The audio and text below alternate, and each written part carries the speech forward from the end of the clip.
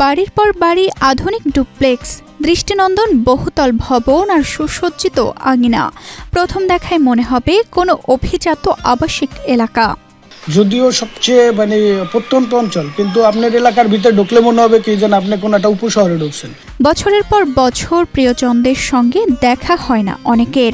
পরিবারের যোগাযোগের একমাত্র মাধ্যম ভিডিও কল। হাসানকান্দির গ্রামে ধরা যায় 100 ভাগের 90 ভাগই বাইরে আছে। রূপায়ণ lake castle, welcome to the land of piece. গ্রামের সরু পথের দুই পাশে সারি সারি আধুনিক ভবন জানান দেয় প্রবাসী আয়ের শক্তির কথা। একসময় কৃষি নির্ভর এই গ্রামের অসংখ্য মানুষ জীবিকার সন্ধানে পাড়ি জমান ইতালিতে। একজনের দেখানো পথ ধরে ধীরে ধীরে পৌঁছে গেছেন আরও অনেকে।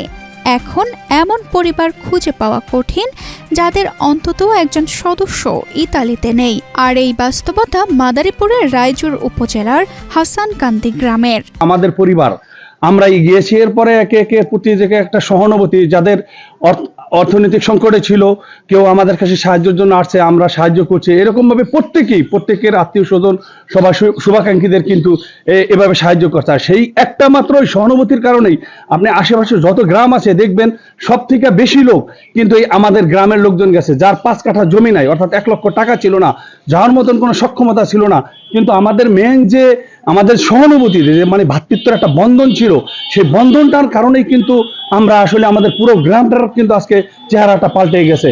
একজন দুইজন করে যাইতে যাইতে এখন ফ্যামিলি দেখা যাইতেছে কেউ 2 জন, কেউ 4 জন, প্রতিটা ঘরের থেকেই মনে করেন 1 জন 2 জন আছে।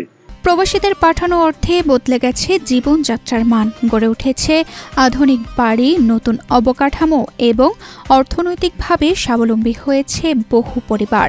তবে উন্নয়নের এই ছবির উল্টো পাশে রয়েছে দীর্ঘ প্রতীক্ষার গল্প।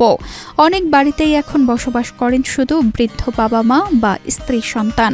এলাকা মানুষের যে সচ্ছলতাটা, এটা আসলে এই ইউরোপের টাকা দিয়ে হয়েছে।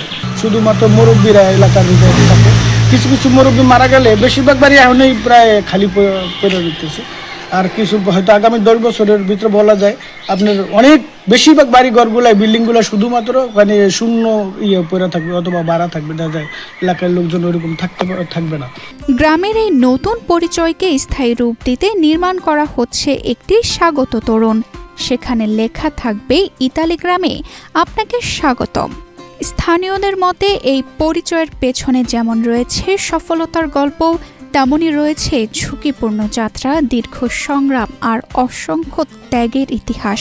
এই জায়গার মানুষগুলা কি টাকা যাই যাক না, প্রয়োজনে বাড়ি ঘর বেছে দেবে, কিন্তু টাকা দিয়ে দেবে 50 লাখ 60 লাখ 70 লাখ যা যায় যাবে, কিন্তু অন্তত পক্ষে যত দ্রুত সম্ভব কন্ট্যাক্ট ওইভাবেই করে, যে বডি কন্ট্যাক্ট করে বা যখন দেখে যে দালালের হাতে পড়ে গেছে। অনেক মানুষ কিন্তু সবাই কিন্তু একবার যাইতে পারে না, অনেকে এখনো ভুগতেছে। অনেক লোক আছে যারা এখনো জেল খাটতেছে লিবিয়ার মধ্যে, অনেকের 2-4 জন এরকম আছে, তাদের খুব টর্চারিং এর শিকার হয়েছে। আমাদের হাসানকান্দি এলাকা, অত এলাকার ভিতরে প্রচুর মানুষ ইতালি। এখন এই জন্য আমাদের এই রোডটার নাম পড়ছে ইতালির মোড়, হাসানকান্দি। হাসানকান্দির গল্প শুধু প্রবাসী আয়ে বদলে যাওয়া একটি গ্রামের গল্প নয়, এটি স্বপ্নের খোঁজে দেশ ছেড়ে যাওয়া মানুষের গল্প। এটি অপেক্ষায় থাকা বাবা মা, স্ত্রী সন্তানের গল্প। তানজিদা রহমান, ইনায়া, বাংলাদেশ প্রতিদিন।